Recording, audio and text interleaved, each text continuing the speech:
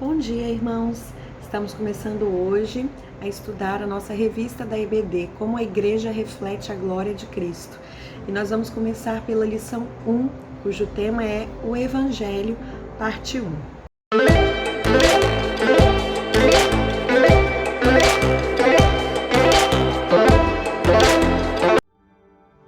E eu quero começar essa lição te convidando a pensar o que diferencia a igreja das outras instituições. O que faz com que a igreja seja diferente de um clube de amigos que acreditam na mesma coisa, ou de uma associação filantrópica, ou até mesmo de uma instituição de ensino, né, onde se discute ali alguma doutrina. O que faz com que a igreja seja diferente de outras instituições? A resposta é o Evangelho, a própria palavra de Deus. A igreja só se diferencia de outras instituições se houver estudo e aplicação da palavra de Deus, se houver ensino e vida prática daquilo que nós acreditamos. Do contrário, a igreja seria uma instituição como qualquer outra.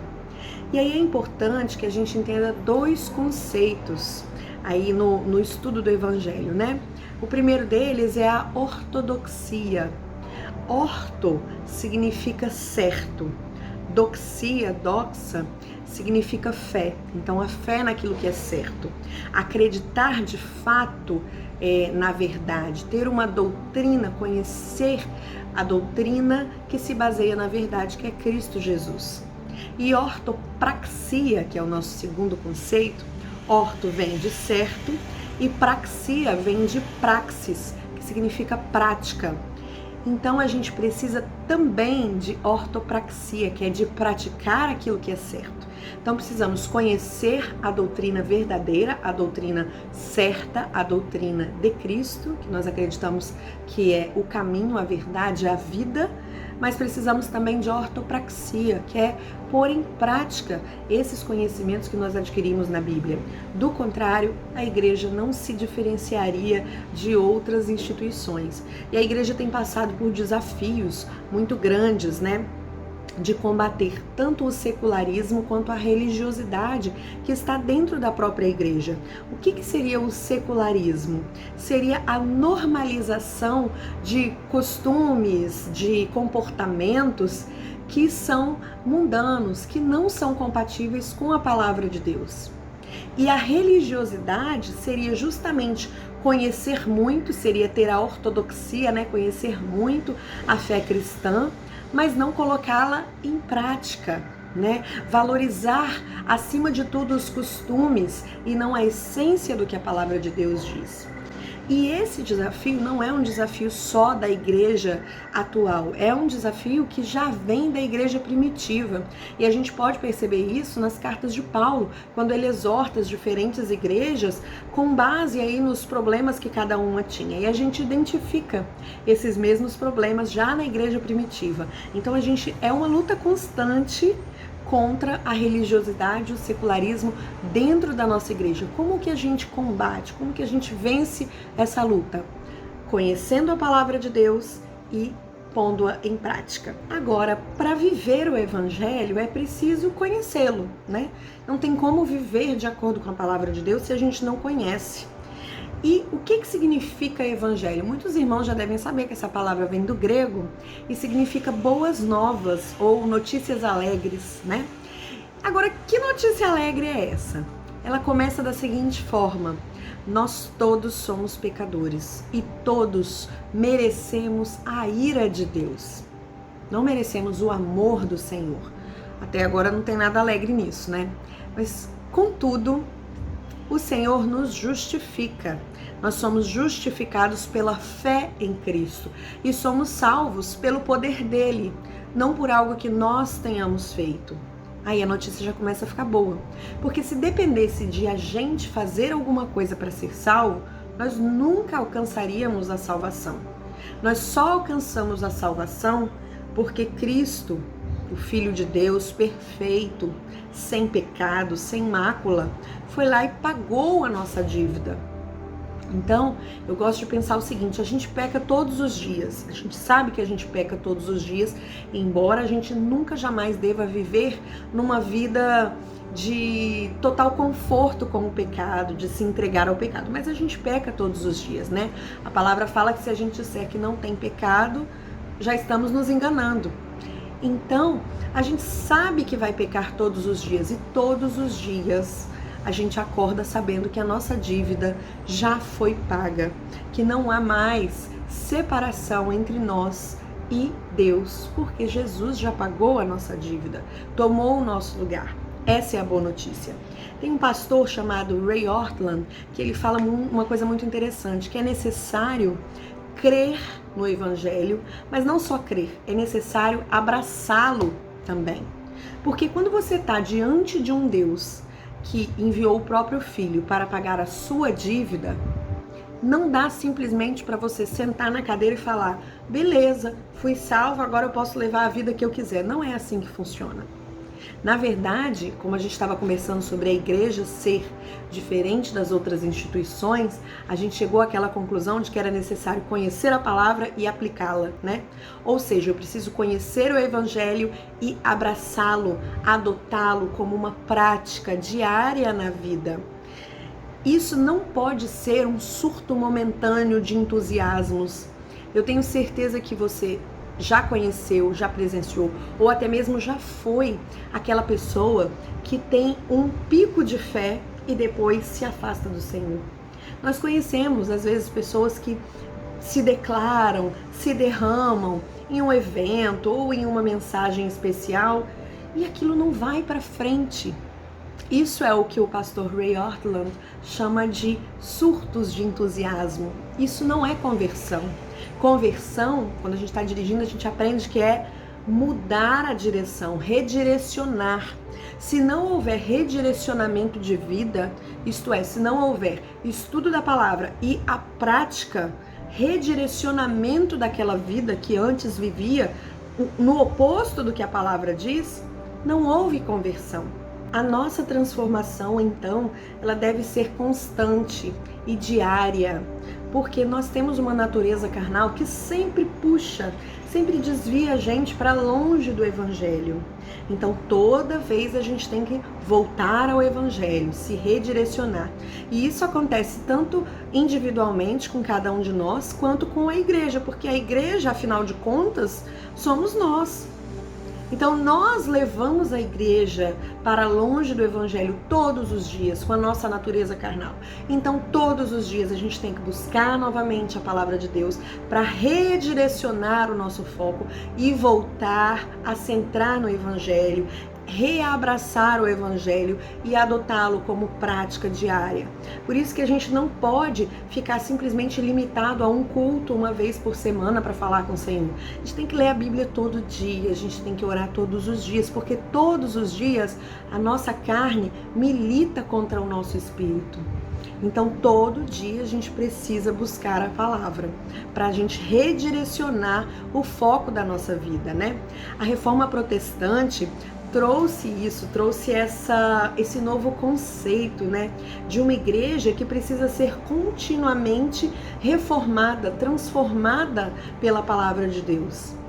Ou seja, a gente conclui que o Evangelho está aqui para quem? Para quem Deus deixou essa palavra maravilhosa? Para nós, para todos nós. E muitas vezes a gente fica com uma preocupação de levar o Evangelho para fora da igreja, e isso é ótimo, a gente tem que fazer isso mesmo, anunciar.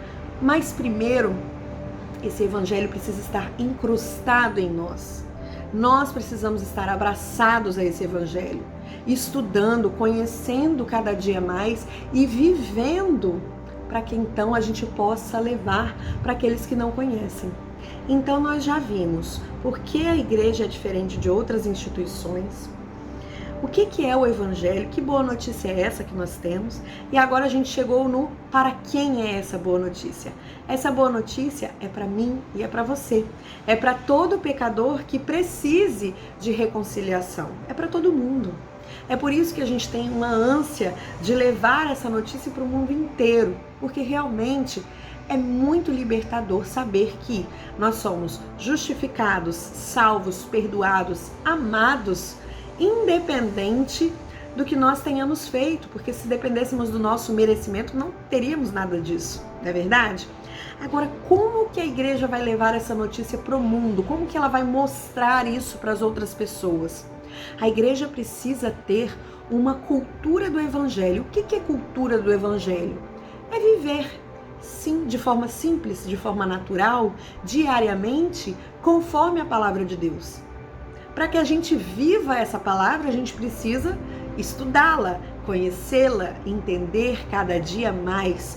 Conforme a gente entende, a gente aplica, e esta cultura do evangelho vai impactar outras pessoas. É essa cultura que alcança as pessoas, porque quando a gente começa a viver o amor de Cristo entre nós e com as novas pessoas que nós conhecemos, isso atrai as pessoas, atrai aquela pessoa que estava querendo sair da igreja, isso atrai uma pessoa que não estava na igreja, aquele nosso familiar, que nunca gostou muito de crente.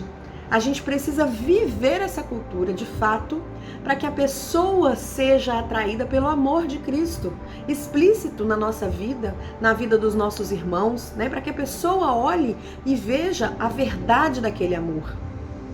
E aí, com uma pregação ou uma lição de EBD, enfim, uma conversa, com uma explanação, uma explicação do evangelho, aquela pessoa começa também a conhecer a palavra. Aí o Espírito Santo faz o resto do trabalho de convencimento, não somos nós que fazemos isso. Agora vamos ver como é que é o Espírito Santo que realmente convence? Muitas vezes nós vamos em alguma igreja, ou às vezes na nossa própria igreja, ou às vezes nós vamos conversar com algum visitante ou com algum parente, e a gente faz aquela pregação ou aquele discurso apelativo para que a pessoa se converta, para que a pessoa aceite a palavra de Deus, que ela aceite Jesus, e a gente faz aquele apelo, né? E muitas vezes isso produz uma onda de fé na vida daquela pessoa. Então a gente faz um discurso muito eloquente, muito bem elaborado, de forma a convencer aquela pessoa a aceitar Jesus. E num primeiro momento, a pessoa, tomada por uma grande emoção, ela aceita, que ela acha lindo tudo aquilo que você falou. Mas se não houver explicação da palavra, se não houver conhecimento do evangelho, não há verdadeira conversão. Porque por meio do conhecimento da palavra é que o Espírito Santo vai agir e vai convencer aquela pessoa.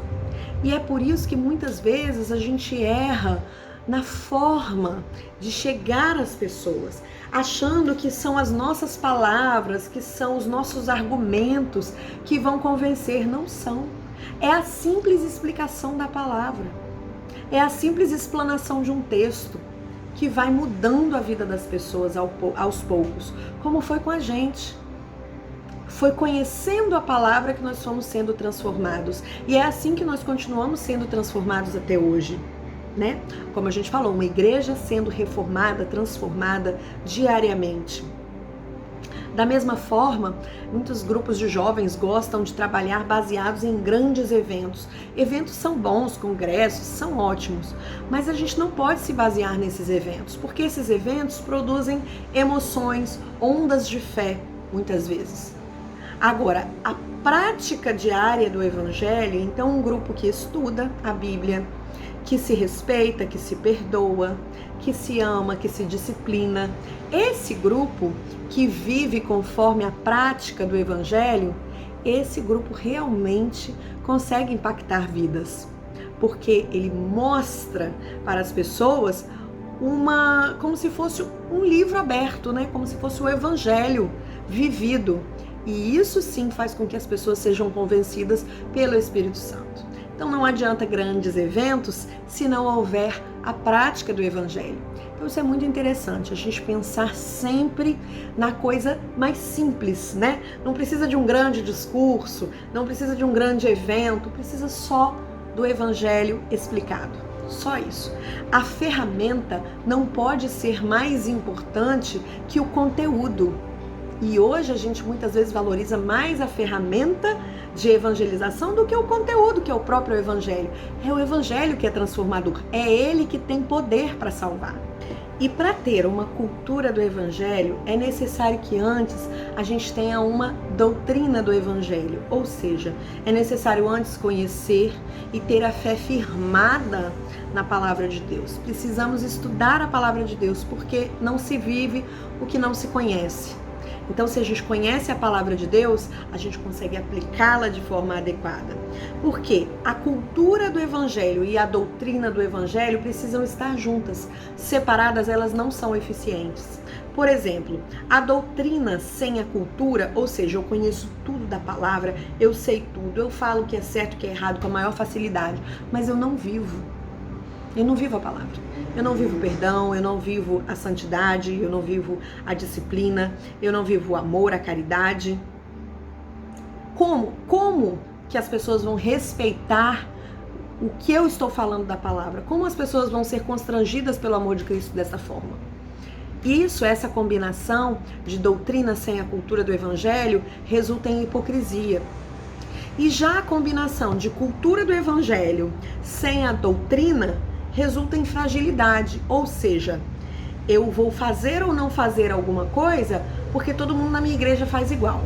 Então, eu abro mão de fazer algo ou eu faço algo só porque eu vejo que todo mundo se comporta da mesma forma. Mas quando eu for confrontada sobre o porquê de fazer ou não fazer algo, sobre o porquê de me comportar de tal maneira, primeiro que eu não vou saber defender. Segundo, que a chance de eu cair naquele comportamento, porque eu não sei por que eu estou fazendo aquilo, é muito grande. Quer ver um exemplo que eu vejo muito? A gente aprende que os casais não devem fornicar, né? A gente não deve ter relação sexual antes do casamento. E a gente às vezes não sabe por quê. A gente só sabe que tem que ser assim. Isso é um exemplo clássico de cultura sem doutrina, de não saber por quê. E é por isso que tantos casais caem. Porque quando se veem tentados, é muito difícil ter a firmeza e o posicionamento de fé. Tem várias situações, mas é que essa é uma situação em que eu acho que nós, como igreja, pecamos muito por não fortalecermos mais a fé dos jovens de forma que eles saibam por que estão fazendo aquilo ou estão deixando de fazer aquilo. Né? E a doutrina com a cultura, ou seja, eu tenho uma doutrina, eu tenho a fé firmada, eu estudei a palavra, eu conheço, eu sei o porquê que eu devo fazer ou não alguma coisa, eu sei o porquê que eu devo me comportar de tal maneira, porquê que eu tenho que ter domínio próprio, mas a cultura. Então, todos os dias, como eu sei que tenho que ter domínio próprio, todos os dias eu tento me controlar. É muito difícil? É muito difícil, mas eu entendo por quê. E a minha fé em Deus está firmada na palavra, eu acredito naquela palavra, então eu me esforço todos os dias para desenvolver aquele fruto do Espírito. Isso produz aí um terceiro elemento. Quando eu tenho doutrina e a cultura e o empenho em viver a palavra de Deus, entra em jogo o poder do Senhor. O poder de Deus que nos ajuda diariamente, até que uma hora a gente começa a vencer essas pequenas batalhas do dia a dia. Mas para isso precisa conhecer a palavra e se esforçar para praticá-la. E que doutrina é essa que a gente fala que tem que conhecer, que a gente tem que aplicar? Essa doutrina é a doutrina do amor. A palavra fala que Deus é amor. João 3,16 fala porque Deus amou o mundo de tal maneira que deu seu Filho unigênito para que todo aquele que nele crê não pereça, mas tenha a vida eterna. Então, um Deus capaz de dar o seu único Filho para que nós, pecadores, sejamos salvos, não é qualquer Deus, não é qualquer um, certo? E quem é esse Deus, né? Ele é um amigo, um velhinho bonzinho, né? A revista traz uma comparação muito interessante para a gente pensar, fazer um exercício de pensar em Deus. E muitas vezes nós somos ensinados, né, desde a infância, a pensar em Deus como um velhinho bonzinho de barba branca, que dá várias coisas boas pra gente, que só tem amor, né, elogios, carinho, presentes. Esse não é Deus. Esse é o Papai Noel.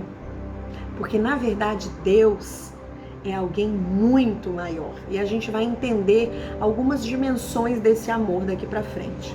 Primeira coisa, é importante a gente entender quem é esse Deus? E essa resposta está lá em Romanos 11:36, outro versículo bem conhecido, que fala: porque dele, por ele, para ele são todas as coisas.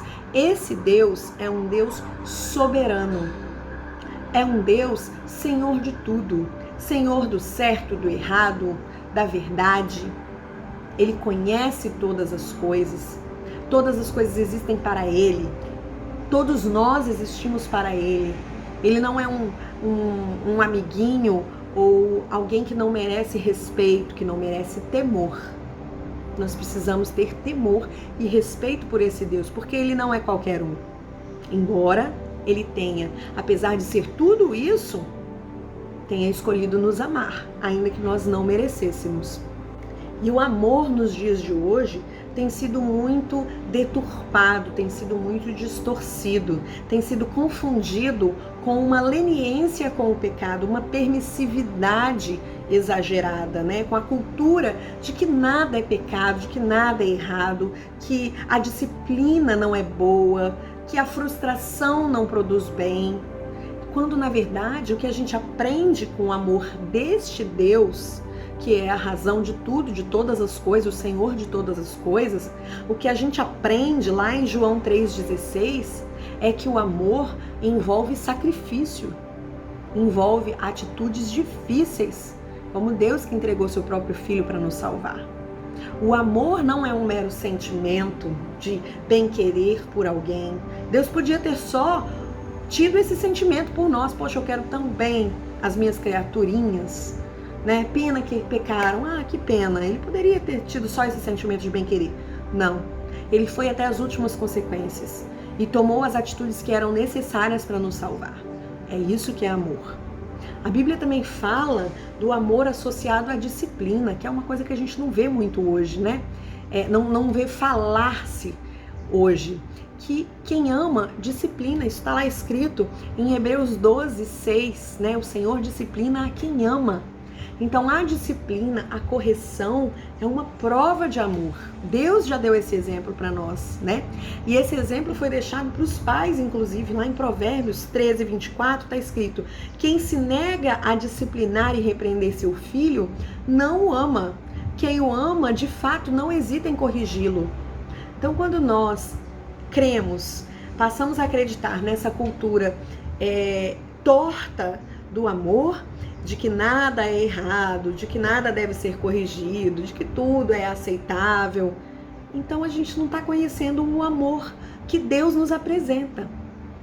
Não é o amor que Deus nos apresenta. O amor não anula o julgamento. E qual é o julgamento que pesa sobre nós?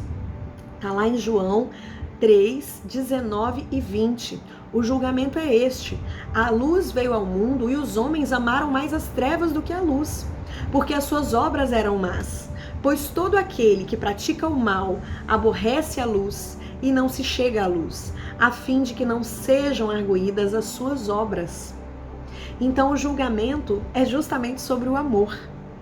O julgamento que pesa sobre nós é justamente Deus dizendo: olha, eu amei vocês, mas vocês não me amaram. Vocês amaram a si próprios, a sua carne, seus desejos, suas vontades, as trevas. E o que Deus quer?